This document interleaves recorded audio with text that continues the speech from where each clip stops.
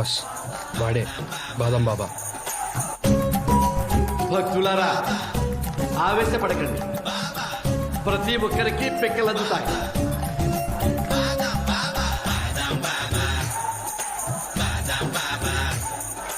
ఈ బాదం బాబా ఏంటి, చేతిలో ఈ బొచ్చలేంటి, ఈ భక్తులేంటి ఏంటి? కొంచెం కంట్రోల్ అవ్వండి బాస్. క్రౌడ్ క్లియర్ అయ్యాక ఎలాగైనా వాడిని మన డెన్కి తీసుకెళ్లి వాడితో నిజం కక్కిద్దాం.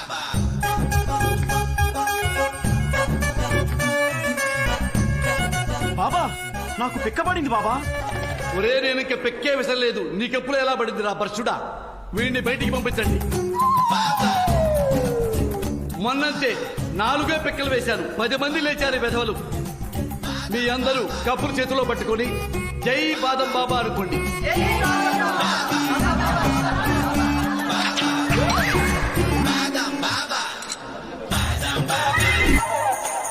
భక్త, నువ్వు కూడా మహర్జాతకుడవి. ఇంతకు ముందు ఇలాగే ఒక భక్తుడికి ఇలాగే 4 పిక్కలు పడ్డాయి. 200 కోట్ల గజపతి అయ్యాడు. నావే 200 crores. పద లోపలికి. నాయనా, బాడీలో వడకూడని అవయవాలు కూడా వడికిపోతున్నాయి, తమరు క్షమించాలి. భక్త, నువ్వు మహర్జాతకుడివి. ఆ 200 కోట్ల గోల్డ్ బ్రిక్స్ ఎవడు తీసుకెళ్లాడో చెప్పకపోతే నీ బాడీలోకి ఈ 4 బుల్లెట్స్ వరుసగా దిగిపోతాయి. వాడు నా దగ్గరికి వచ్చిన మాట వాస్తవమే. 4 పిక్కలు వేశాను. అదృష్టానికి వాడికి 200 కోట్లు దొరికినాయి. అది మన చేతుల్లో లేదు. అదే తెలుసుంటే నేనే తీసుకునేవాడిని కదా. కానీ ప్రస్తుతానికి వాడు రంగనాయని ఇంట్లో కేరళలో ఉన్నాడయ్యా. రై, కేరళకి వెళ్ళి వాడిని ఎత్తుకొచ్చేయండి. మన గోల్డ్ దొరికే వరకు వీడి ఆశ్రమం కలెక్షన్ మన అకౌంట్ లోకి వేసేయండి. రా రా రా రా. నీకోసమే వెయిట్ చేస్తున్నాను. మా ఊర్లో ఈరోజు పండగ. అంటే పడవ పందాలు పరవాణాలు అనమాట. అవన్నీ కోస్టల్ కేరళలో. ఇక్కడ సైకిల్ రేస్. సైకిల్ రేసా? ఎస్. ఈ పందెంలో గెలిచిన వాడు ఈ ఊరికి నా ఇంటికి దగ్గర అవుతాడు. మీ ఇద్దరులో ఎవరు దగ్గర అవుతారో చూద్దాం. ఇప్పుడు దగ్గర అవడానికి ఈ పందాలు ఎందుకు సార్? నీకు సమాధానం కావాలా, దగ్గర అవ్వడం కావాలా? పందెం పెట్టేది గెలవడానికి. ఓ మనిషిని, ఒక మనసుని. బ్లెస్ మీ మామయ్య.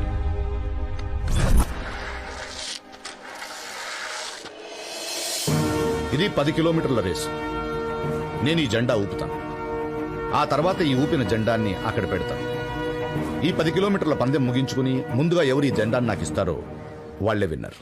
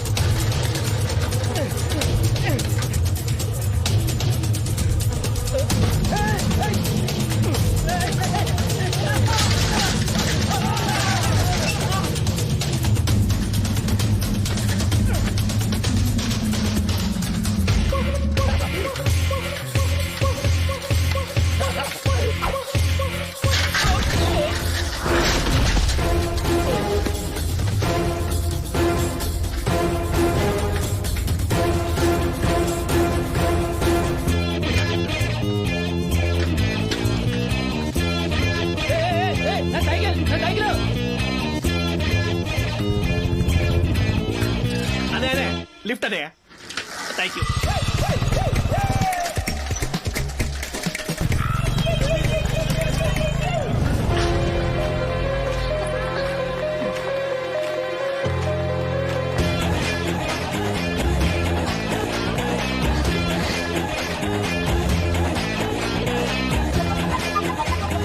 I won my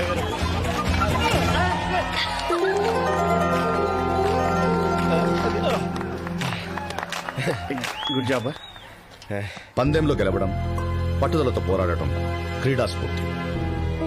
ఎలాగైనా గెలవాలనుకోవడం చాలా పెద్ద తప్పు. ఆ తప్పు నువ్వు చేసావు. మోసం చేసావు కాబట్టి శిక్ష తప్పదు. 1 నెల రోజుల పాటు సెంట్రల్ కిచెన్ నుండి భోజనం క్యారేజీలు ఇంటింటికి సప్లై చేయాలి. Carry on.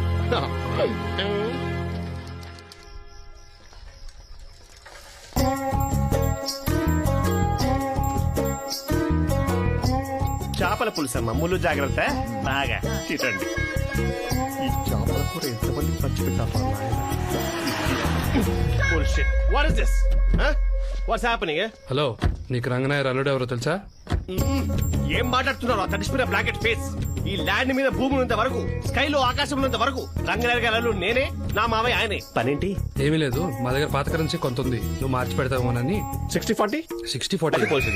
పర్లేదు పర్లేదు, మాకు ఓకే. పద వెళ్దాం. రేయ్, సైకిల్ తీసుకో. అరే స్టాండ్ ఏరా. పద.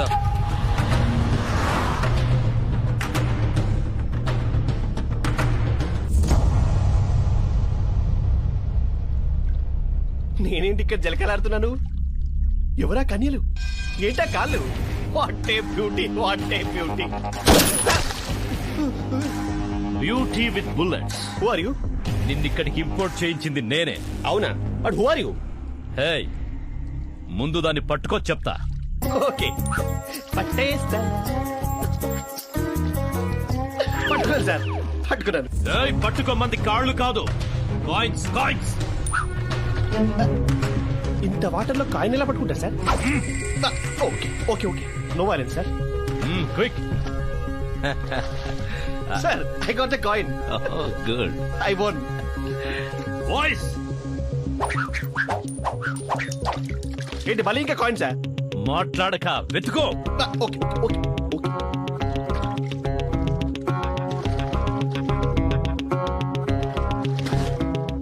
సార్, నాకు తెలిసి ఇంకో ఎక్స్ట్రా కాయిన్ కూడా దొరికింది sir. Boys, girls, coins. Sir sir, enough sir, I can't sir. అదే కాల్ కలెక్షన్ ఏంటి sir? I'm not collection agent. అసలు మీకు ఏం కావాలి సార్? 20 కాయిన్సే నీళ్లలోంచి తీయలేకపోయాం. 200 crores వర్త్ గోల్డ్ మట్టిలోంచి ఎలా మాయం చేసావురా? సార్, ప్రాక్టికల్ గా ఆలోచిస్తాం సార్. నా దగ్గర 200 crores ఉంటే బాహుబలి పార్ట్ 3 ద రివిజన్ తీసేవాను సార్. నువ్వు మామూలుగా అడిగితే చెప్పవు గానీ బాయ్స్. అదే సార్, అదే సార్. అయ్యో. అదే sir, please help me sir, please help me sir, please. Stop. ఆ గుర్తున్న వాళ్ళు దేవుణ్ణి నమ్మరు. వీడు బాబా దగ్గరికి వెళ్ళాడంటే నేను నమ్మను. మీరు రాంగ్ పర్సన్ ఎత్తుకొచ్చారు. ఏయ్! ఎవరు నువ్వు?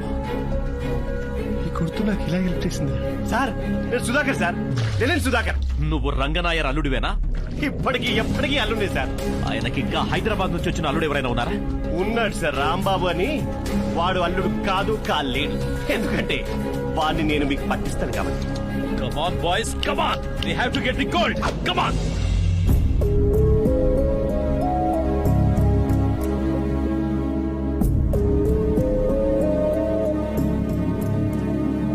ఎప్పుడు ఎవరిని ఏది అడగని ఈ రంగనాయర్ గారు స్వయంగా మా ఇంటికి వచ్చి వాళ్ళ అమ్మాయికి మా అబ్బాయిని అడిగారు. ఆనందంగా ఇచ్చాం. కానీ ఏం జరిగింది? పెళ్ళై 2.5 ఏళ్ళయింది. ఏ మనవడో మనవరాలో పుడతారని ఆశపడ్డ మాకు వాళ్ళ మౌనమే అర్థమైంది. చుట్టుపక్కల వాళ్ళు అడిగే ప్రశ్నలకు సమాధానం చెప్పలేక వాడు ఇక్కడే ఉండిపోయాడు. అందుకే అడుగుతున్నా, మా కోడల్ని మాకు ఎలాగూ ఇవ్వలేకపోయారు. కనీసం మా కొడుకునైనా ఇప్పించండి బావగారు. మనం లోపలికి వెళ్ళి మాట్లాడుకుందాం బావగారు. పర్వాలేదులేండి, లోపలికెళ్ళి చాలాసార్లు మాట్లాడుకున్నాం. ఈ ఊరంతా మీ కుటుంబం కదా, కుటుంబ విషయాల కుటుంబం ముందు మాట్లాడితే తప్పే ఉంది.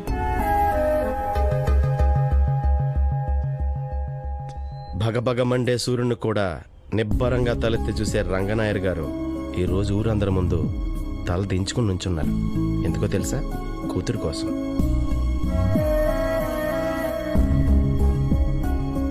చిన్నప్పుడు పిల్లలు తల్లిదండ్రుల్ని తెలియక గుండెల మీద తంతారు, కానీ పెద్దయ్యాక అన్నీ తెలిసి గుండెల మీద తంతారు. మీ కాళ్ళు కందిపోతాయని తన చేతులపై నడిపిస్తాడండి నాన్న. తన భుజాల మీదకెత్తుకుని తనకంటే ఎత్తైన ప్రపంచాన్ని చూపించాలనుకుంటాడండి. మీరు చదువుకుంటున్నప్పుడు పుస్తకం అవుతాడు, ఆడుకుంటున్నప్పుడు గుర్రం అవుతాడు. అన్నీ తానే మారే తండ్రికి కూతురు మంచి చెడుల గురించి తెలియదంటారా చెప్పండి? 2 నెలలు ప్రేమించిన వాడి కోసం 20 సంవత్సరాలు పెంచిన తండ్రినే ద్వేషించారు. అయినా మీరు వర్షంలో తడిస్తేనే భయపడే తండ్రికి కన్నీళ్లతో తడుస్తానంటే భయం రాదా చెప్పండి?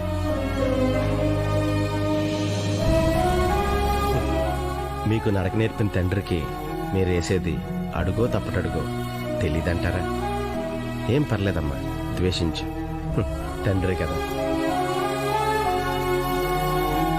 సారీ అండి, మీ కుటుంబ విషయంలో కల్పించుకునేంత చనువు కానీ ఊరు విషయంలో మాట్లాడేంత స్వతంత్రం కానీ నాకు లేదండి. కానీ కేరళ అంతా గర్వంగా చెప్పుకునే ద గ్రేట్ కామ్రేడ్ రంగనాయర్ గారు అందరి ముందు తలదించుకోవడం చూడలేక ఇలా మాట్లాడానండి. నేను తప్పుగా మాట్లాడుంటే నన్ను క్షమించండి సార్.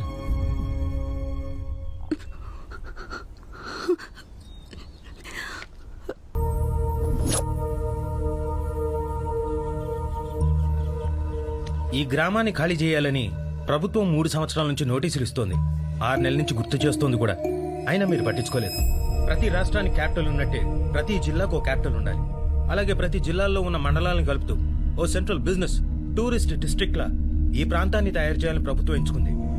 ఇక ఈ హైవేను కలుపుతూ ఇక్కడ మల్టీ స్టోరేడ్ బిల్డింగ్స్, మల్టీప్లెక్స్లు, tourist resorts, ayurvedic spas, cultural centres ఇలాంటివన్నీ కడుతుంది. సంవత్సరం తర్వాత మీరు ఈ ప్రాంతాన్ని గుర్తుపట్టడం కష్టమవుతుంది. ఇంటికో ఉద్యోగం, ఎకరానికో ఇంటి స్థలం మీరంతట మీరే ఇస్తే భూసేకరణ చట్టం కింద మీకు నష్టపరిహారం చెల్లించి గౌరవంగా తీసుకుంటారు. కాదంటే మరో కొత్త చట్టం చేసి మరీ తీసుకుంటారు. 5 సంవత్సరాలకో ప్రభుత్వం మారినప్పుడల్లా కొత్త చట్టాలు, కొత్త విధానాలు, అవినీతి చేయడానికి కొత్త మార్గాలు. సార్, ఇక్కడ మీరు సేకరించడానికి భూములేం లేవు. మేముగా పంపిస్తే వేరేలా ఉంటుంది. మీరే వెళ్తే బెటర్. సార్, నేను ఈ జిల్లా కలెక్టర్ని. కొంచెం మర్యాదగా మాట్లాడండి. You are a public. నువ్వొక సేవకుడివి. సేవకుడు మర్యాదగా మాట్లాడాలా, యజమాని మాట్లాడాలా? కలెక్టర్ గారు, మాకు ఈ ఊరితో ఎనలేని అనుబంధం. ఈ మట్టితో 40 ఏళ్ల సావాసం. ఇక్కడ మనుషులతో స్నేహాలు, మాటల్లో బంధాలు, పొలాలతో జీవితాలు ముడిపడిపోయాయి. ఒక కాగితం ముక్క చూపించి వెళ్లిపోమంటే వెళ్లిపోతామని ఎలా అనుకున్నారు? మాకు ఈ ఊరంటే ప్రాణం. ఒక్క అంగుళం కూడా వదలం. పేదవాడిని తేలిగ్గా చూడడం ప్రభుత్వానికి ఎంత అలవాటో, మా హక్కుల కోసం పోరాటం చేయడం మాకు అంతే అలవాటు. ఆ ఎర్ర జెండాని చూశారా? ఎప్పుడు మా చేతుల్లోకి తీసుకుంటామా అని ఎగిరెగిరి మరీ చూస్తుంది. ఆ అవకాశం కల్పించకండి, తట్టుకోలేదు. మీకు నిజంగా కలెక్టర్గా పనిచేయాలని ఉంటే వెళ్ళి మీ నాయకులకు చెప్పండి, జరుగుతున్నది తప్పని, వాళ్ళ నిర్ణయాలు తప్పని చెప్పండి, జీవోలు క్యాన్సిల్ చేయమని చెప్పండి. ఆ క్షణం వరకు మేమిక్కడ ఆమరణ నిరాహార దీక్ష చేస్తున్నామని చెప్పండి. లాల్ సలాం, లాల్ సలాం, లాల్ సలాం. Okay, welcome back. అయ్యా, మీరుండగా మన భూములు ఎవరు లాక్కుంటారయ్యా? పదం దీక్షలో కూర్చుందాం. ఊర్లో చేతక నడవలేని పెద్దవాళ్ళు ఉన్నారు, బడికి పోయే పిల్లలు ఉన్నారు, ఆడవాళ్ళు ఉన్నారు. పంట ధాన్యాల అమ్మకాలు జరుగుతున్నాయి. మీరంతా ఇక్కడే ఉంటే ఊరు స్తంభించిపోతుంది. అలా అంటారేంటయ్యా? మీరు వెళ్ళండి. అది కదయ్యా, నాయకుడు అనేవాడు నలుగురిని నడిపించాలి గాని నలుగురి మీద సవారీ చేయకూడదు. నా మీద గౌరవం ఉన్నవాళ్లు 5 నిమిషాల కన్నా ఎక్కువ ఇక్కడ ఉండకూడదు.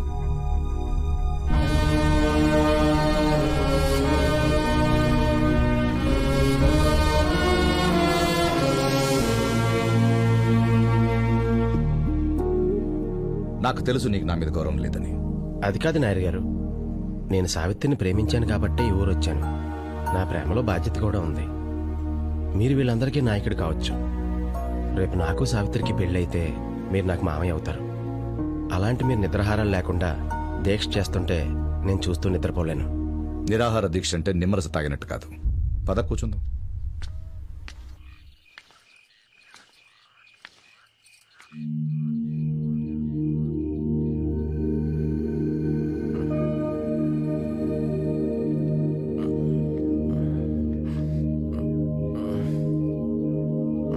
రాంబాబు, కొంచెం మాట్లాడాలి. నువ్వు నా కోసం చాలా ఇబ్బందులు పడుతున్నావు రాంబాబు. ఇప్పుడు కూడా నేను నీకు నిజం చెప్పకపోతే నా ప్రేమకు విలువే ఉండదు. ఇప్పుడు ఏమైంది సావిత్రి? నువ్వనుకుంటున్నట్టు ఆ స్టార్ జాతకం నాది కాదు. నువ్వంటే నాకు ఇష్టం, ఎందుకో తెలీదు. చూసిన వెంటనే నచ్చేసా. వేరే దారి లేక ఆ జాతకం మీద నా పేరు రాసి నా ఫ్రెండ్ వచ్చినా వద్దనలేక నువ్వు నన్ను ప్రేమించేలా చేశాను. I'm sorry, but I truly love you రా.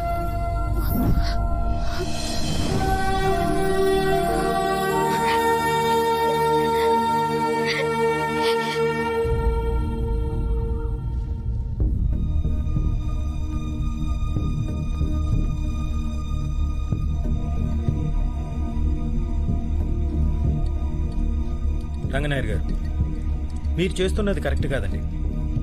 ప్రతివాడు పక్క దేశాలు అభివృద్ధి చెందుతున్నాయి, మన దేశం అక్కడే ఆగిపోయిందంటాడు. కానీ ఆ ప్రజలే సహకరించకపోతే దేశం ముందుకెళ్ళ వెళ్తుందండి. తీసుకోండి. ఏంటండి, మేము ఊరిచ్చేస్తే ఏకంగా దేశమే ముందుకెళ్ళిపోతుందా? పాలు తాగి రొమ్ము కుద్దడం అంటే ఏంటో తెలుసా మీకు? తెలిసి ఉండదులేండి, డబ్బా పాలు తాగి ఉంటారు. ఎవరు నువ్వు? కష్టం తెలిసినోడిని, నష్టం చూసినోడిని, సాయం పొందినోడిని, సాయం చేసినోడిని, వీళ్ళు పెట్టిన అన్నం తిన్నోడిని. అన్నీ అనుకున్నట్టు జరిగితే వీళ్ళందరిలో ఒక్కడిని. మాట్లాడటానికి ఈ క్వాలిఫికేషన్ సరిపోతాయా?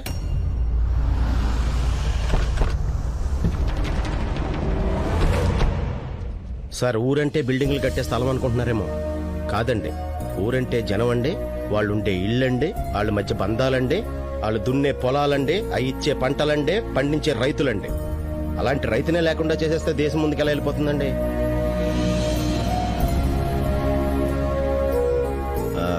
సరిగ్గా చదువుకోపోవడం అనుకుంటండి చాలా డౌట్స్ వచ్చేస్తున్నాయి. ఇప్పుడు ఈ ఊరు ఖాళీ చేయించి హబ్బలు కట్టించడం వల్ల సుమారు ఎన్ని ఉద్యోగాలు వస్తాయంటారు? 1500 ఉద్యోగాలు వస్తాయి. అంటే 1500 కుటుంబాలు బతుకుతాయన్నమాట. జస్ట్ 1500 అంతేనా? ఈ ఊరికి అంతకంటే ఎక్కువ ఉద్యోగాలు వస్తాయా? ఈ ఊర్లో రైతుల వల్ల మీరు ఊహించలేని ఉద్యోగాలు పుడుతున్నాయి సార్. రైతులు పండించిన పంటకి రైస్ మిల్ ఇండస్ట్రీ ఉంటుందండి. ఆ బియ్యం ప్యాక్ చేయాలంటే ప్యాకేజింగ్ ఇండస్ట్రీ ఉంటుందండి. వాటిని మార్కెట్లోకి తరలించడానికి ట్రాన్స్పోర్ట్ ఇండస్ట్రీ ఉంటుందండి.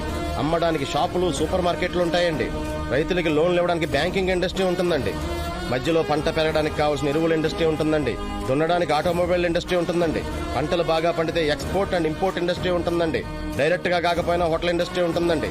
వీళ్ళ మీద పడి బతికే బోకర్ల ఇండస్ట్రీ ఉంటుందండి. వీళ్ళ ఓట్ల కోసం హామీలు గుప్పించే పొలిటికల్ ఇండస్ట్రీ ఉంటుందండి. ఉంటాయా, ఉండవా? ఇన్ని ఇండస్ట్రీల్లో ఉద్యోగాలకు కారణమైన వ్యవసాయ రంగాన్ని మాత్రం ప్రభుత్వం ఎందుకు ఇండస్ట్రీగా గుర్తించదో?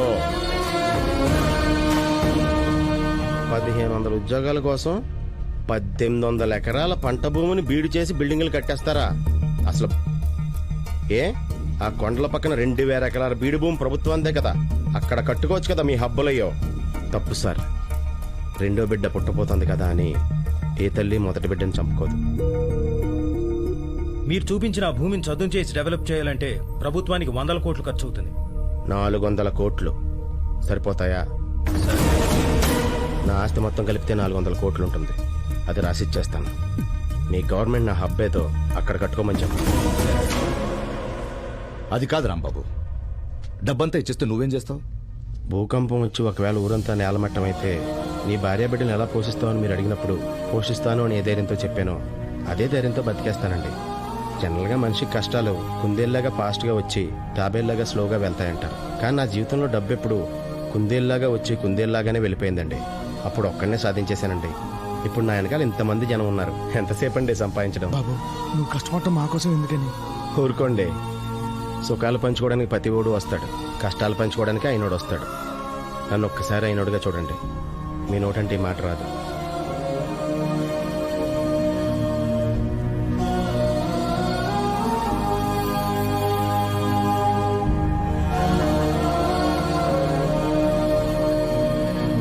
యో గ్రేట్. ప్లీజ్. దేవుడు దేవుడు అంటుంటావే, ఆ దేవుడు ఎక్కడున్నాడో తెలుసా? మంచి చేసే ప్రతి మనిషి గుండెలో ఉంటాడు. ఇప్పుడు నా దగ్గర డబ్బులు లేవు. నేను పేదవాడిని. మరి సావిత్రి నాకు ఇచ్చి పెళ్లి చేస్తారా? జేబు నిండా డబ్బున్నోడే ధనవంతుడిని ఎవరన్నారు? ప్రజల గుండెల్లో ఉన్నవాడే అసలైన ధనవంతుడు. సావిత్రిని తీసుకున్నట్టు వచ్చి. అలాగేనండి.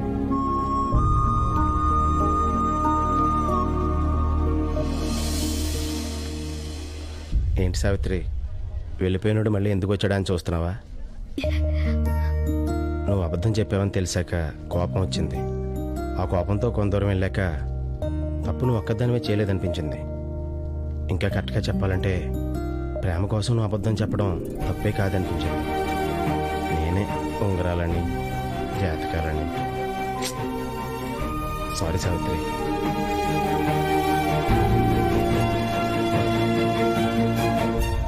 ఏంటి బాస్ ఈడు? చిన్నప్పటి నుంచి నేను కూడా అంతేరా బాబు. ఎవరైనా కష్టపడుతుంటే చూడలేను. 10వ తరగతి పరీక్ష రాసేటప్పుడు పక్కనున్న అమ్మాయి పెన్ను లేదని అడిగితే నా పెన్ను ఇచ్చేశాను. మరి ఎగ్జామ్ ఎలా రాశారు బాస్? అప్పటి నుంచి చదువు మానేశాను.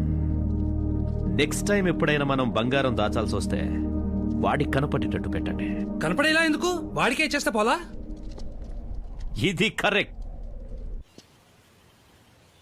నిజమైన విప్లవాన్ని నడిపించేది స్వచ్ఛమైన ప్రేమ అన్నారు చెగువారా. అంటే ప్రేమకి దేన్నైనా సాధించగల శక్తి ఉందని అర్థం. ఓ అమ్మాయి ఓ అబ్బాయిని ప్రేమిస్తుంది. ఓ అబ్బాయి ఓ అమ్మాయిని ప్రేమిస్తాడు. ఓ తండ్రి తన భార్య పిల్లలను కుటుంబాన్ని ప్రేమిస్తాడు. అలాగే తన కూతుర్ని ప్రేమించే అల్లుడు కావాలనుకుంటాడు. నేను అలాగే అనుకున్నాను. కానీ నా కూతురుతో పాటు నా గ్రామాన్ని కూడా ప్రేమించే అల్లుడు దొరికాడు. ముందుగా వధు నా రెండో కుమార్తె సావిత్రిని వేదిక మీద ఆహ్వానిస్తున్నాను.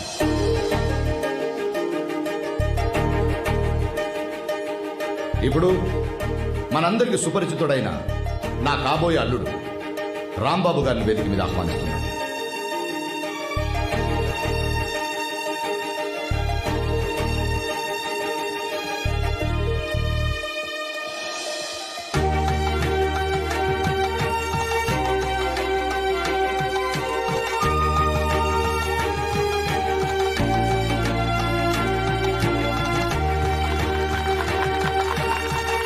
Congratulations.